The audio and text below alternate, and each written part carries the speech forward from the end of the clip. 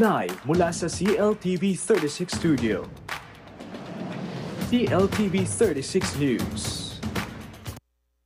Maya Pabengi, Pampanga, magandang gabi, Central Luzon. Ako po si JM De Jesus at oras na para sa mga maiinit na balitang Central Luzon ngayong Lunes, July 21. Libo-libong pamilya sa Central Luzon inilikas dahil sa habagat.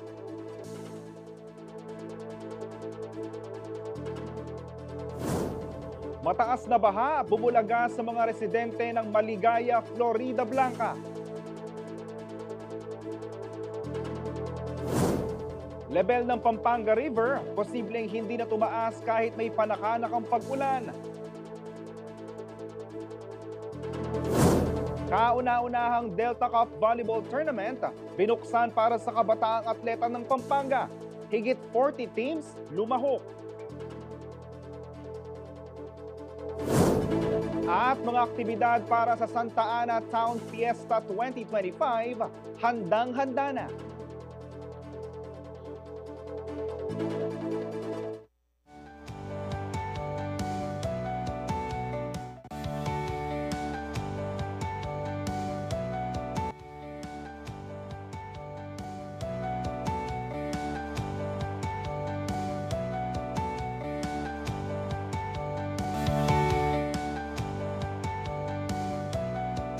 Inanunsyo na ng Department of the Interior and Local Government o DILG na walang pasok sa lahat ng antas sa mga sumusunod na lugar bukas Martes, July 20, 2022 dahil sa habagat.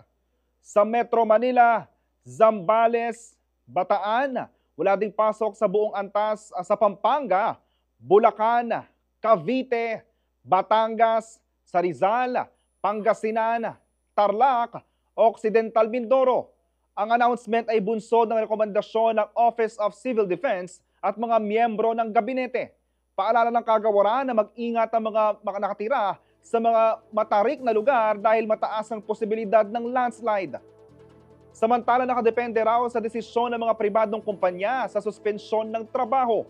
Suspendido pa rin ang trabaho sa gobyerno sa nasabing mga lugar, pero ang mga essential employees ay kailangang pumasok. Ang pasok sa iba pang opisina ay nasa desisyon ng head o officer in charge.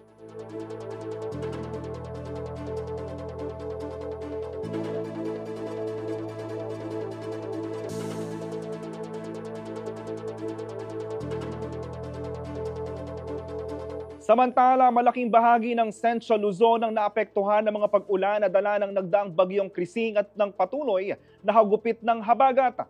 Marami na mga inilikas habang may pinsala rin na itala sa sektor ng agrikultura.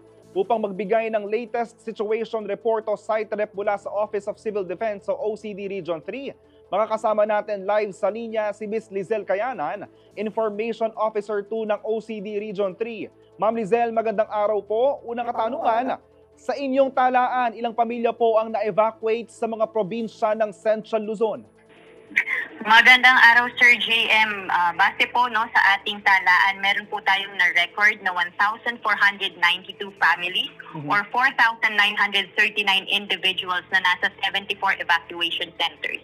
Meron din po tayong naitalang 514 families na staying outside evacuation centers. Ibig sabihin, mas pinili po nilang magstay sa mga kamag-anak or kakilala nila instead of our evacuation centers. For the total po, we have recorded a total of 186,912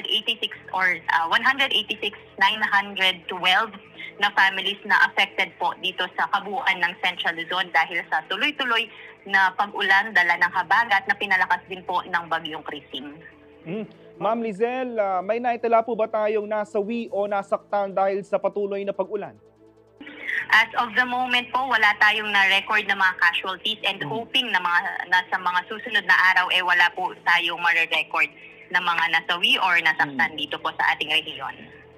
Susunod naman po, may mga food packs po ba tayo mga naipamahagi? Ano po yung mga lugar na ating, kumbaga, binigyan ng pansin at namahagi ng tulong?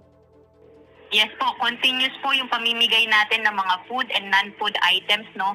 Kasama po dyan ang ating mga LGU, ang ating mga provincial DRM offices, provincial government, and also with the support or augmentation from the DSWD. Per record, we have given a total of 25.9 million worth of assistance sa mga probinsya po ng Bataan, Bulacan, Nueva Ecija, Pampanga, Tarlac, and Zambales. And as of this reporting time, nag-i-increase pa po yung amount ng assistance na pinamimigay natin sa ating mga kababayang affected po ng patuloy na pag-ulan at pagbaha po dito sa Central Luzon. Ma'am Lizelle, ano naman po yung mga lugar na nasa watch list ng OCD Region 3? May, ano po yung mga lugar na baha pa rin sa mga oras na ito? For now po, we have recorded a total of 139 barangays dito sa Central Luzon na binabaha. So, ngayon po, no, meron pang ibang LGU na kakapasok lang yung mga report. So, by tomorrow po, siguro tataas pa itong bilang ng mga flooded areas po natin. Ma'am Lizelle, alam naman natin sa panahon ng ganitong kalamidad, tag-ulan, isa sa mga palagi nawawala ay ang linya ng kuryente o yung koneksyon. Ano? Meron po ba tayong update ngayon? Ilang pa mga lugar na walang kuryente dahil sa malakas na pag-uulan? Meron po tayong na-record na mga ilang LGU na nawalan ng kuryente dahil sa either na tumba yung puno, na tamaan yung poste, or sa malakas na hangin. Pero ang good thing po, no, after ilang hours, hindi po tumatagal ito, ay nare-restore na din po. So kanina po may na-record tayo sa bayan ng Paumbong and also sa Bulacan. Pero as of this reporting time po, restored na po yung ating mga sa lugar na ito, yung power interruption. Okay, that's very good, Ma'am Lizelle. Ngayon po, sa sektor naman po ng agrikultura, magkano po ang pinsala as of now? As of now po, no, sa ibang areas natin, especially Nueva Ecija, nandyan na yung anihan ng palay po nila. So yung ating pong Provincial Agriculture Office, hindi lang po sa Nueva Ecija, pati po sa iba't ibang bahagi ng Central Luzon, ongoing po yung ginagawa nilang assessment and validation. So we cannot give you a figure po now, no, pero ayun po, ongoing po with the help of the Department of Agriculture dun sa mga pinsala po natin sa agriculture, not only sa agriculture but also sa infrastructure with the help naman po ng DPWH. Okay. May mga natanggap na po ba tayong report na nagkaroon ng landslide dito sa ilang bahagi ng Central Luzon, Ma'am Lizelle? Yes po, nakapag-record po tayo ng isang landslide incident sa Mariveles, Barangay Sisiman, Mariveles. And also mga minor soil erosion po na sa Porac, at sa San Felipe, Zambales. Pero ang good thing po dito, no, na-evacuate agad, na preemptive evacuated po agad yung ating mga kababayan. So sa mga incidents na na-monitor po natin ito, wala po tayong mga kababayan na naapektuhan dahil nailipat po agad sila. Dito naman po sa ating mga motorista, gusto rin po nilang malaman ito, Ma'am Lizelle. Meron ba tayong ano pong sitwasyon ng mga kalsada dito sa Central Luzon? Meron po bang mga nasira o mga hindi muna passable ngayong araw na ito? Yes po, may na-record po tayo na 8 roads and bridges po, no, particularly sa bayan ng Balagtas, Bulacan, May Kawayan at Santa Maria. Ganon din po sa Pampanga, Masantol at Minalin, and sa Zambales, Palawi. Ito po ay only passable to heavy vehicles. Hindi po sila pwede sa mga maliliit dahil na po dun sa flooding na na-experience natin sa mga lugar na ito. Ma'am Lizelle, meron na po ba tayong initial na bilang kung magkano ba ang total damage ng bagyong Krising at ng habagat sa Central Luzon as of now, mga bandang 6:00 ng gabi? As of now po, we don't have the figures, no, pero as mentioned earlier, ongoing po yung ginagawa nating assessment, katulong po yung iba't ibang ahensya ng gobyerno. So once po na meron tayong mabigay or makuha na figures, agad po nating i-share ito sa mga taga-rehiyon po natin, especially dito po sa CLTV. So, pero wag po kayong mag-alala, ongoing po yung ginagawa nating assessment para malaman talaga kung gaano po kalaki yung damage na dahil po dito sa bagyong Krising at habagat. Ma'am Lizelle, dagdag ko lang po, meron na po bang nag-anunsyo na inilagay sa state of calamity ang isang probinsya o isang lugar dito sa ating rehiyon? As of now po, wala pa po tayong mga LGU dito sa Central Luzon na nagde-declare ng state of calamity. Ma'am Lizelle, before we let you go, ano po yung mensahe natin at panawagan sa ating mga karehiyon ngayong oras na ito? Yes po, sa ating mga karehiyon, no, ongoing or patuloy po yung nararanasan nating pag-ulan dito sa Central Luzon. Kaya ang aming pong paalala, patuloy po tayong makinig sa ating mga nanunungkulan, sa ating mga ahensya ng gobyerno, especially our DRM offices, our LCEs. Kung kailangan nyo pong lumipat, lumikas, makinig po tayo at lumikas na po tayo. Sa mga kababayan naman natin na nasa bahay at malayo po, no, sa mga binabahang lugar, tayo po ay iwasan na po muna natin yung paglabas para ma-ensure din, no, yung safety natin sa ating mga kanya-kanyang bahay. Lagi po nating tatandaan ang ating pamahalaan ay nagtatrabaho para ma-ensure po yung safety po natin ng bawat isa po sa atin, especially during this rainy season po na meron tayo. Maraming salamat, Ms. Lizelle Cayanan, Information Officer 2 ng OCD Region 3. Samantala, muling nalubog sa baha ang Barangay Maligaya, Florida Blanca dahil sa biglaang pagtaas ng tubig bandang alas 5 ng umaga ngayong Lunes, July 21. Kasunod ng magdamagang ulan na dulot ng bagyong Krising at Habagat.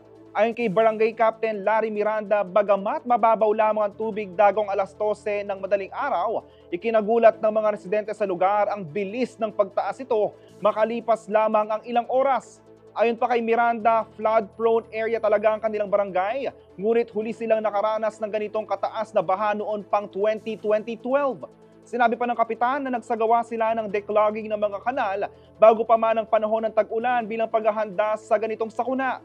Dahil sa pagtaas ng tubig, agad na nagsagawa ng rescue operation sa mga opisyal ng barangay, katuwang ang Municipal Disaster Risk Reduction Management Council o MDRMC upang mailikas sa mga apektadong residente.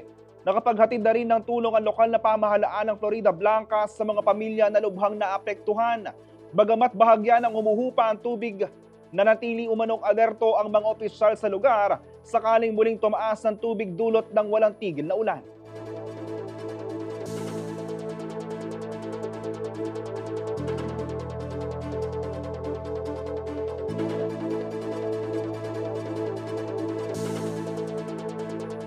Samantala, umabot sa halos 29,000 family food packs ang ipinamahagi ng pamahalaang lalawigan ng Pampanga sa mga residenteng apektado ng pagbaha sa mga bayan ng Masantol at Macabebe nitong linggo, July 20.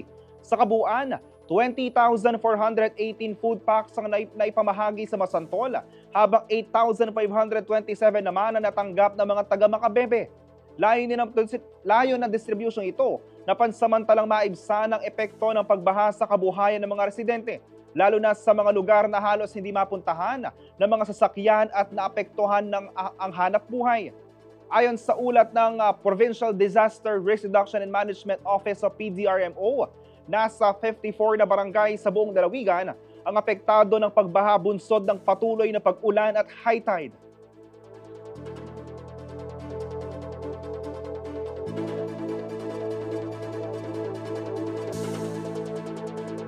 Manatili nakatutok para sa iba pang balita ngayong araw.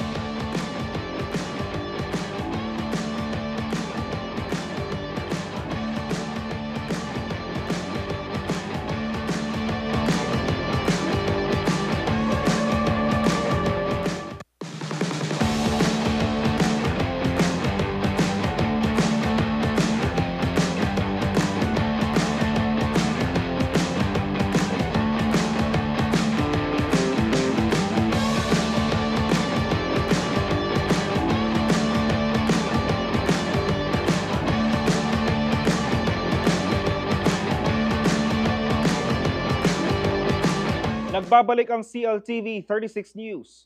Patuloy na minomonitor ng Pampanga River Basin Flood Forecasting and Weather Center o PRFFWC ang level ng ilog malapit sa ilang bayan ng Pampanga dahil sa tuloy-tuloy na pag-ulan dulot ng habagat at bagyong Krising. Bagamat ngayon ay panaka-naka na lang ang bumubuhos ng ulan, asahan raw na hindi na ito magdudulot ng karagdagang pagtaas ng tubig. Ang buong detalye sa report ni Bryce Oracion. Kasabay ng tuloy-tuloy na pagbuhos ng ulan dahil sa habagat, na lalo pang pinalakas ng bagyong Krising nitong mga nakaraang araw, patuloy rin ang pagtaas ng level ng tubig ng Pampanga River. Itinuturing kasi ang naturang ilog bilang pangunahing catch basin ng tubig mula sa mga upstream areas kaya mahigpit ang pagbabantay rito. Ayon kay Nestor Nimes, Officer in Charge ng Pampanga River Basin Flood Forecasting and Weathering Center o PRFFWC, patuloy nilang sinusubaybayan ng mga bayan malapit sa baybayin ng ilog na posibleng maapektuhan ng pagtaas ng tubig. Station lang na monitor from middle going down. So, umpisa niyan sa kay San Isidro, Arayat, Candaba, Mexico, Tasmuan, at saka Sulipan. Mayroong 4 na kategorya ang flood alert sa Pampanga River. Ito ang below, alert, alarm, at critical. Idedeklara lamang daw na nasa critical level ang ilog kapag ito ay umapaw. Batay sa Flood Bulletin No. 1 na inilabas ng PRFFWC nitong alas 6 ng umaga ngayong Lunes, July 21, nasa above alarm ang bayan ng Arayat na may 6.756 meters. Alarm naman ang Candaba na may 4.67 meters. Iniligay naman sa klasifikasyon na above alert ang Apalit, partikular na ang Barangay Sulipan na may 2.64 meters, habang nasa alert level naman ang bayan ng Sasmuan na may 2.46 meters. Dagdag ni Nimes, posibleng hindi na tumaas ang level ng tubig dahil humina na ang ulan at wala nang inaasahang tubig mula sa mga upstream areas. Babasihan ng aming monitor ay wala po tayong maasahan na tubig na nabababa sa taas kasi generally wala naman masyadong pag-ulan sa upstream. Ang talagang bumabayo lang sa atin itong nakaraan ay ang habagat na pinalakas ng bagyong si Krising. So ang yung raise natin sa ngayon ay hindi naman siya gaanong malakas dito sa Pampanga. Bagamat unti-unting naglalabas ng tubig ang mga dam na nakakonekta sa Pampanga River gaya ng Angat at Ipo para mapanatili ang tamang regulasyon, hindi naman daw ito gaanong nakaapekto sa antas ng ilog. Gayunpaman, ipinaliwanag ni Nimes na ang mga baha sa low-lying areas ay tinatawag na pluvial flood, na sanhi ng mga naipong tubig mula sa malalakas na pag-ulan, habang fluvial flood naman ang tawag kung ang dahilan ng tubig baha ay ang pag-apaw ng ilog mismo. Kaugnay nito, hinikayat ni Nimes ang publiko na manatiling nakatutok sa mga ahensya kagaya ng PRFFWC, Philippine Atmospheric Geophysical and Astronomical Services Administration o PAGASA, MDRRMO at iba pang ahensya para sa impormasyon kaugnay ng panahon at para maging handa sa kahit anumang sakuna. Naway, mag-ingat po ang ating mga kababayan at patuloy sila na mag-monitor. Sila sa PAGASA, sa website ng PAGASA at makinig po sila sa radyo at saka sa TV, sa CLTV at saka sa iba pa mga media platform na makapagbigay ng tamang impormasyon patungkol sa pagbaha at saka itong sa ating umiiral na habagat. Kasama si Ashley Punsalan, Bryce Oracion, CLTV 36 News. Samantala, inilikas na raw ng Bacolor LGU ang mahigit 100 pamilya mula sa San Guillermo Resettlement Area sa Barangay Tinahero matapos bahain ang lugar dulot ng walang tigil na pag-ulan, bunsod ng habagat na pinalakas pa ng bagyong Krising. Patuloy na binabantayan ng LGU ang sitwasyon at nagsasagawa na rin umano sila ng clearing operations sa mga pribadong kanal at creek. Narito ang report ni Chess Evangelista. Umabot sa 170 pamilya ang inilikas sa San Guillermo Resettlement Area sa Barangay Tinahero, Bacolor matapos itong bahain dahil sa walang humpay na pag-ulan dulot ng habagat na pinalakas pa ng bagyong Krising. Sa panayam ng CLTV 36 kay Bacolor Mayor Di Mandato nitong Lunes, July 21, binanggit niya na nakapaghatid na sila ng ayuda katuwang ng pamahalaang panlalawigan at mga opisyal ng barangay. Sa ngayon po, may evacuate na tayo ng 170 families. Kagabi ba, pinuntahan ko na sila. At ngayon po, tatapos ko na magbigay ng relief kasama yung ating vice mayor at mga concerned bayan at kapitan doon at mga kagawad. Sa 150 households po, binigyan natin doon sa ating eskwelahan. So, nabigyan mo sila 5 kilong bigas at 5 kilong dilata bawat isa. At totoo, 450 families ang binigyan natin ngayong hapon. Ayon pa sa alkalde, karaniwan na umanong inililikas ang mga residente sa nasabing resettlement area tuwing tag-ulan dahil sa bahang nararanasan sa lugar. Isang barangay lang naman yan, yung gawa nga ng ganit siya yung resettlement area lang. Diyan sa may low-life areas ng Tinahero. Yan po ay yung ginawa yan, yun lang naman ang aming perennial problem. At every year, 3 ulit sila in-evacuate every year. So this is the first time for 2025. Bukod sa evacuation at pagbibigay ng relief goods, patuloy din aniya ang clearing at declogging ng mga baradong kanal para maiwasan ang pagbaha sa kabayanan. Alam mo yung mga kanal natin, mga barado, kailangan mahukay yan para matanggal lang naman yung rainwater. Sa tapat ng DAPSU, kung sa tapat ng DAPSU, tapat ng munisipyo, maliliit na tubig lang na kailangan matanggal lang, ma-declogging lang naman yung mga kanal. Pero yung epekto ng bagyo talaga, yung sa Tinahero, yun ang in-evacuate namin at tinulungan. Samantala, binabantayan din umano ng LGU ang pag-apaw ng basura sa mga creek at ilog, partikular sa Cabalantian na umano'y galing sa mga karatig lungsod. Isa pang problema malaki namin yung basura ngayon namin sa Cabalantian. Yun ang gagaling ng Angeles, ng San Fernando, bumabagsak po sa Cabalantian sa Soul 4. So kausap po yung kapitan kanina, nag-coordinate na rin siya doon sa Penro, at saka sa kapitan ng side ng San Fernando. Aniya, ang Cabalantian ay nagsisilbing pangunahing daluyan ng mga basura mula sa mga kalapit na syudad. Ang mga basurang ito ay dumadaloy sa Palawi Creek na nagpapalala umano ng sitwasyon ng baha at polusyon. Kasi po, ang bagsakan yung Cabalantian ng basura doon sa river, sa creek, tinatanggal po namin yan every week. Natatanggal lang last week, pero napakarami po ng basura na nag-flow na naman from the Angeles, down San Fernando, down to Cabalantian, Bacolor. Yung po doon sa may Palawi Creek, ang sinasabi ko, yan ang daan ng maraming tubig at basura sa Palawi Creek po.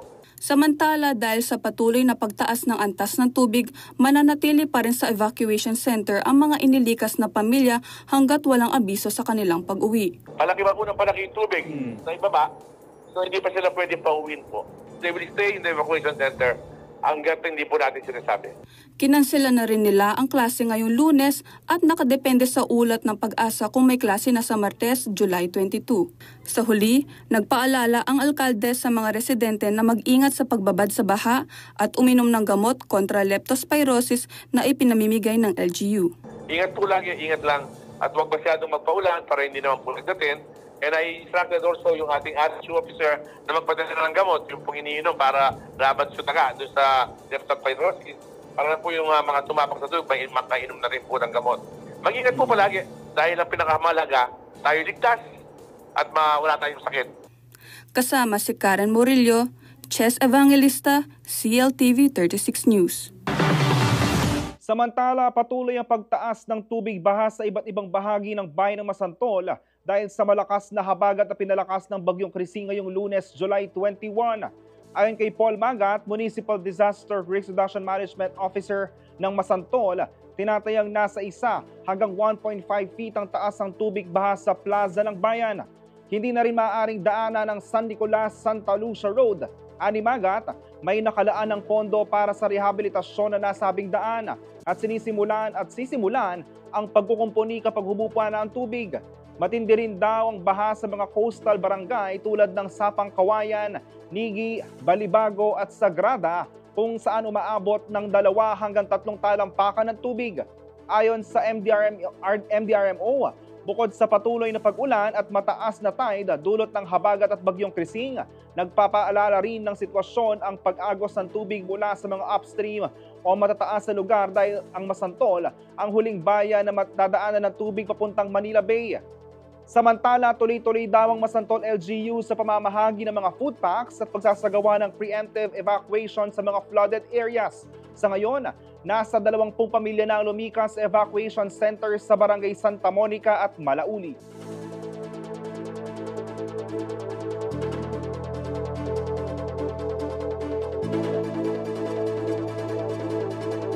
Sa ibang balita, agad na naglunsad ng assessment ang pamahalaang lungsod ng San Fernando sa mga barangay na naapektuhan ng pagbaha bunsod ng tuloy-tuloy na ulan dala ng bahabagat at bagyong Christine nitong linggo, July 20. Pinangunahan ng mga miyembro ng City Disaster Risk and Erosion Management Council o CDRMC ang on-ground inspection sa mga barangay ng San Pedro Cotud, San Juan, San Nicolas, Pandaras, Del Pilar at Santa Teresita upang tukoy ng lawak ng pinsala at agarang pangangailangan ng mga residente. Ayon sa ulat ng ahensya, as of July 20, wala pang naitalang inilikas na pamilya ngunit patuloy umanong nakaantabay ang mga evacuation center kung sakaling kailanganin. Inihahanda na rin ng CDRMC ang posibleng pamamahagi ng ayuda para sa mga lugar na lubhang naapektuhan bilang bahagi ng paghahanda at pagtugon ng lungsod sa banta ng kalamidad.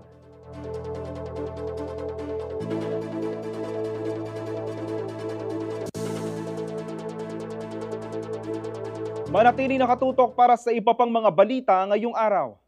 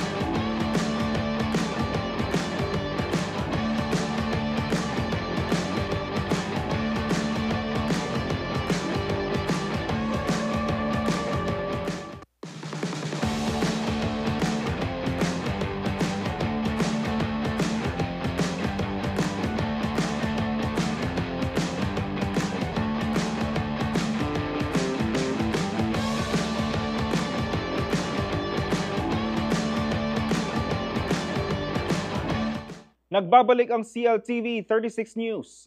Legal at may regulasyon. Ito naging tugon ng Philippine Amusement and Gaming Corporation o PAGCOR kaugnay sa naging paninindigan ng Catholic Bishops' Conference of the Philippines o CBCP laban sa online gambling. Ayon sa presidente nito na si Cardinal Pablo Virgilio David. Ibinunyag ni David na tumugon ng PAGCOR sa pastoral letter ng mga obispo nitong July 8 at iginiit na ang legalisasyon ng online gambling ay paraan para magkaroon ng kita ang gobyerno. Ngunit hindi ito tinanggap ng kardinal at inihinantulad niya pa ang katiwiran ng ahensya sa mungkahing gawing legal na rin ang bawal na droga gaya ng shabu para lamang kumita ang pamahalaan. Aniya hindi dapat isakripisyo ang moralidad kapalit ng kita.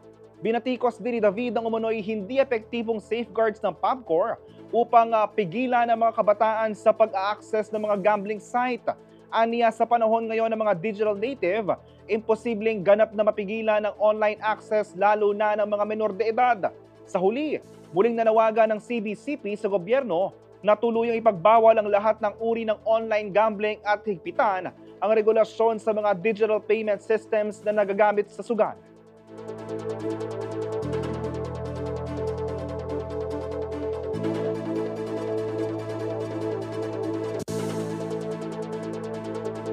Samantala, sinibak na sa pwesto ang dalawang pulis sa Angeles City na sangkot sa viral traffic video kasamang isang truck driver na bumabagtas sa Montang Avenue nitong July 18.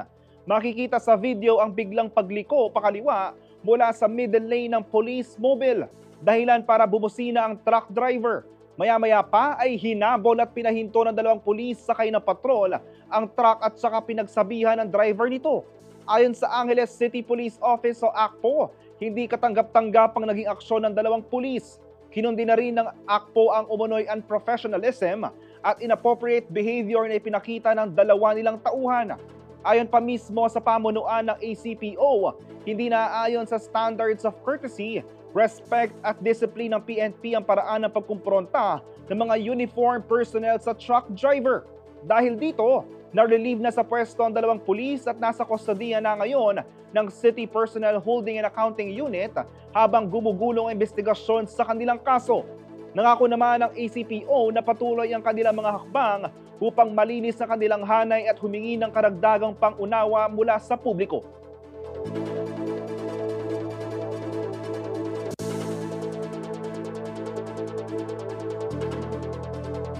Sa ibang balita, sa pagbubukas ng kauna-unahang Delta Cup Intertown Men's at Women's Tournament, mahigit 40 koponan mula sa iba't ibang bayan at syudad sa Pampanga ang nagtagisan ng galing sa volleyball.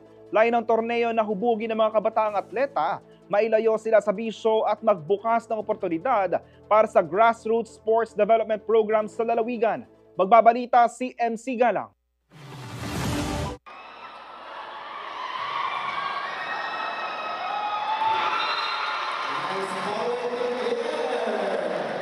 Hindi magkamayaw ang mga fans at supporters nang magbukas ang Delta Cup Intertown Men's at Women's Tournament itong Sabado, July 19 sa Brenzigiao Convention Center sa City of San Fernando.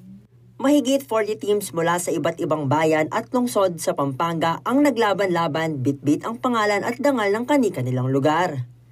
Ayon kay Delta Cup Chairman Joey Teves, higit pa sa kompetisyon ang hangarin ng torneo. Nagsisilbi rin itong programa para mailayo ang mga kabataan sa bisyo at mahubog sila sa pamamagitan ng sports. Ang pinaka-programa talaga ni Gov Delta, Vice Gov Delta at saka ni Nanay, Gov Nanay, is to develop yung grassroots, especially yung mga underdeveloped na mga kabataan. Malaking bagay po ito sa kabataan. Unang-una, nailalayo natin ang kabataan sa masamang bisyo. Sinang-ayunan naman ito ni Mexico Councilor JP Gozon na nagpasalamat sa pagkakaroon ng ganitong plataforma para sa holistic development ng mga kabataan. Maganda itong exposure sa mga kabataan, no, for the value of sportsmanship at saka syempre naiiba yung focus nila imbes na sa mga bisyo, sa mga ibang aktibidades, no, nafo-focus sa sports. Maganda ito sa kanilang pangangatawan and of course, maganda din ito sa kanilang kalusugang pangkaisipan. Dagdag pa ni Gozon na way maging inspirasyon ito para magkaroon ng katulad na programa sa mga munisipalidad. Maasahan po nila nakasama po ang LGU ng Mexico, no, sa mga programang ganito. We hope na hindi lang po ito ang una sa ating probinsya, nunay kahit po sa ating munisipyo ay magkaroon po ng ganito. Para sa mga manlalaro, hindi lang tropeyo ang nais nilang makamit. Bitbit nila ang pag-asa, ang pangarap at ang determinasyong patunayan ang kakayahan ng kabataang Kapampangan. This Delta Cup po is magandang exposure sa mga bata kasi nasa-show up nila yung mga skills nila at anong kaya nilang gawin. And this experience is para sa kanila, para mag-grow sila as an individual and as a player. Of course, hindi lang naman about dito sa sports. Mag-grow din sila about their attitude and personalities. Main layunin ng event na ito is mabigyan ng pansin yung mga Kapampangan volleyball players na sa Pampanga. So, hindi tayo nabibigyan ng opportunity to showcase natin talento natin sa volleyball. Kaya napakalaking impact nito, hindi lang sa akin para sa mga para may pakita natin, hindi lang sa local, kundi international. Full support din ang sangguniang kabataan gaya ni na SK Bacolor President Laling Guevara mula sa training hanggang sa tournament proper. Sa mga SK naman, laging mga nakaantabay yung mga yan. Sa isang week, siguro yung trainings namin, siguro 3 to 5 times a week. And then after office and school hours siya since mga students pa yung ating mga players. Para naman sa coaching staff ng CSFP, ipinaalala nila sa kanilang mga manlalaro ang kahalagahan ng basic volleyball strategy, consistency at teamwork upang maipanalo hindi lang ang kanilang laban ngayon, kundi pati ang mga susunod pa sa torneo. Tuloy-tuloy ang ensayo ng mga bata para makondisyon yung katawan, makuha yung chemistry ng bawat isa. Kaya yun, pinagtatrabaho nila para manalo bawat game. Sinabihan namin mga player namin na dapat yung consistent ng service, receive, tsaka yung unity sa loob ng court. Yun yung nagpanalo sa team namin ngayon sa San Fernando. Samantala, nagpasalamat si Tevis gayon din ang mga opisyal ng SK at LGU sa matibay na suporta ng pamahalaang panlalawigan kina Governor Lilian Nanay Pineda at Vice Governor Dennis Delta Pineda kasama ang iba pang local officials at youth development offices. Nagpaabot din sila ng pasasalamat sa mga ilang alkalde at vice-alkalde, mga miyembro ng Sangguniang Bayan at mga konsihal na dumalo sa pagbubukas ng torneo. Para sa kanila, mahalaga ang ganitong suporta mula sa pagsasanay hanggang sa aktwal na palaro upang maitaguyod ang mga pangarap ng mga batang atleta. Bitbit ang sipag at tiyaga, patuloy ang pangarap ng mga batang atleta na magmarka sa hardcourt at maging inspirasyon sa susunod na henerasyon. MC Galang, CLTV 36 News. Manatili nakatutok para sa iba pang balita ngayong araw.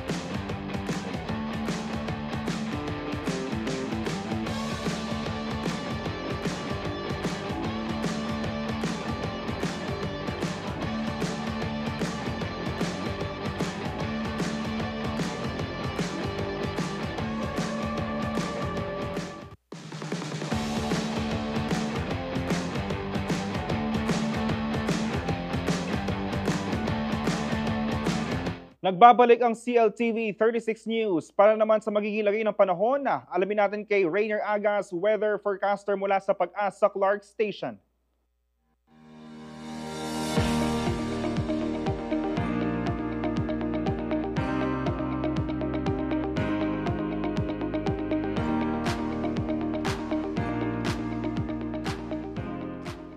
Narito na po ang magiging kalagayan ng ating panahon ngayong Lunes, July 21, 2025. Sa kasalukuyan, meron po tayong binabantayang dalawang low pressure area at kaninang alas 3 ng tanghali, ang isang low pressure area ay namataan sa layong 1,220 kilometers east ng southeastern Luzon. Samantala, yung isang low pressure area ay namataan sa layong 405 kilometers east ng Kalayaan, Cagayan.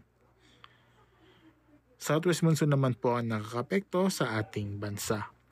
Ngayong araw po aasahan natin ang monsoon rain sa Metro Manila, Calabarzon, Zambales, Bataan, Pampanga, Bulacan at Occidental Mindoro dahil po yan sa Southwest monsoon.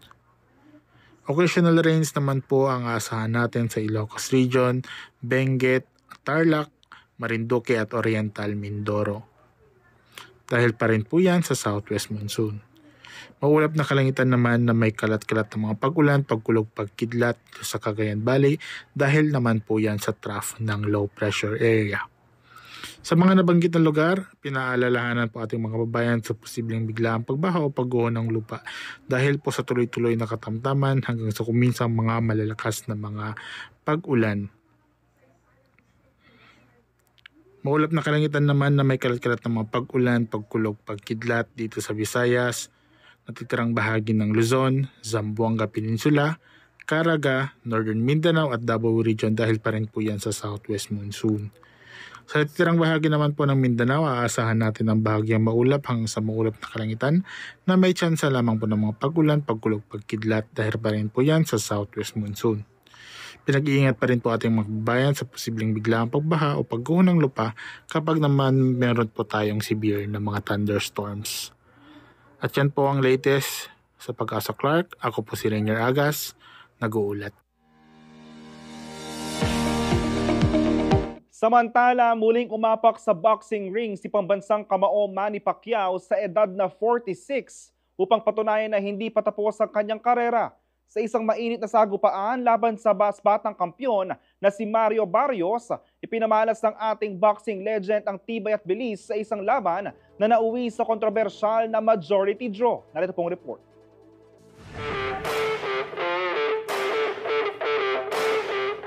Sa kabila ng kanyang edad na 46, muling pinatunayan ni Pinoy boxing legend Manny "Pacman" Pacquiao na may ibubuga pa siya sa ibabaw ng ring matapos ang dikit at intense na 12-round majority draw laban kay WBC welterweight champion Mario Barrios.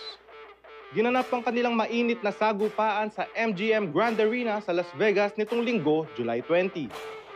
Dahil sa pagiging mas bata at agresibo ni Barrios, nagpakawala agad si Pacquiao ng kombinasyon ng mga suntok at footwork na tila bumalik siya sa kanyang prime, dahilan para makuha agad ang atensyon ng mga manonood. Subalit hindi nagpadaig ang American champ, pinanatiling kalmado ang bawat suntok gamit ang kanyang matatalim na jabs at body shots lalo na sa gitna ng laban. Unti-unti namang bumaba ang volume ni Pacman pagdating ng middle rounds habang patuloy na lumalakas ang loob ni Barrios at sinamantalang targetin ng katawan ni Pacquiao. Gayunpaman, hindi nawalan ng apoy ang fighting senator at bumawi sa huling rounds gamit muli ang kanyang bilis at kombinasyon ng mga suntok. Nagkainitan sa round 10 kung saan sabay silang nagpalitan ng mabibigat na suntok pero hindi rin nagpatinag ang ating pambansang kamao. Sa 11th round, mas naging agresibo si Barrios pero bumagal siya sa huling round na sinamantala ni Pacquiao para tapusin ang laban sa kanyang sariling tempo.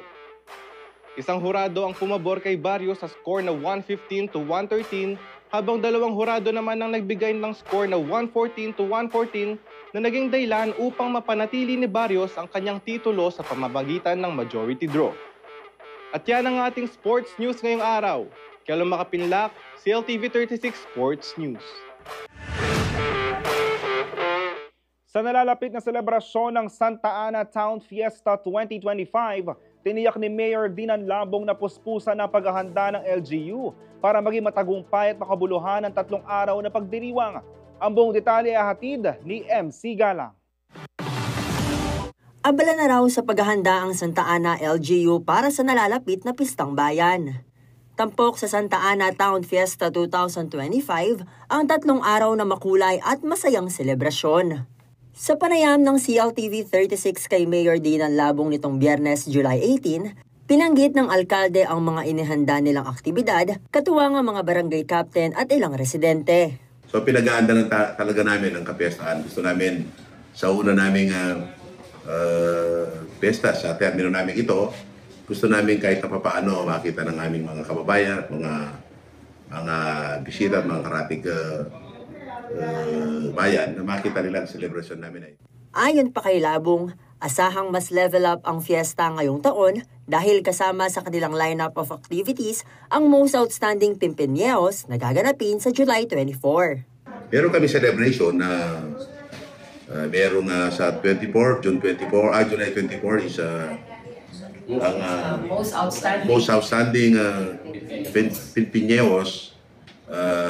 Mga pararangalan namin ng aming mga kababayan na nagbigay ng dangal at pinagmamalaki ng aming bayan. Susundan naman ito ng Mutyaning Santa Ana sa July 25 kung saan ang mananalo ang siyang magiging kinatawan ng bayan sa prestihiyosong Mutyaning Kapampangan. Pangalawa, meron kaming Mutyaning Santa Ana na gaganapin din namin sa July 25. At lahat ng mga barangay namin dito nag-participate. At yung mga aming mga barangay captains ay namili talaga ng mga pwedeng makilaok sa aming mutya. At ang mapipiling mutya ng Santa Ana, yun po ang ilalaban namin sa sa Puchani, Kapampangan. Isang variety show naman ang dapat abangan sa ikatlo at mismong araw ng pista sa July 26.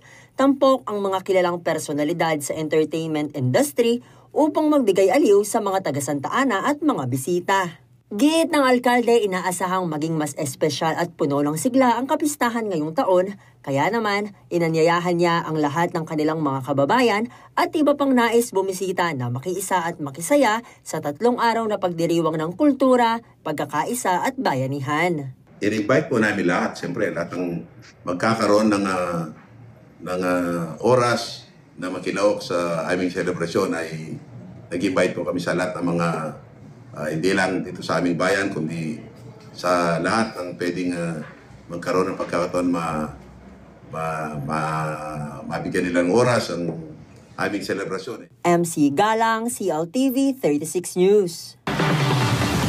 At yan ang mga balitang nakalap ng CLTV 36 News. Para sa karagdagang detalye, maaari nyo i-follow ang aming social media pages. Sa Facebook, CLTV 36 Official at CLTV 36 News. Sa Twitter o X, CLTV 36. Sa Instagram, CLTV 36 Official. Kung nais yung balikan ng mga programa ng CLTV, pwede niyong bisitahin ang aming YouTube channel, CLTV 36 Official, at ang aming website, www.cltv36.tv. I-promote ang iyong negosyo para mas marami kang maabot sa TV at social media sa pamamagitan ng pakikipag-partner sa CLTV 36. Magpa-advertise na at i-feature ang iyong produkto o serbisyo sa aming mga news at public affairs program. Para sa inquiries, mag-message sa aming official Facebook page o tumawag at mag-text sa 0930-381-9332 o 0918-854-2357. Mapapanood din ang mga programa ng CLTV nationwide via Signal Channel 115 at sa ating 38 cable partners. Kasama ang buong pwersa ng CLTV News and Current Affairs, ako po si JM De Jesus. Mag-iingat po tayong lahat. Maraming salamat po.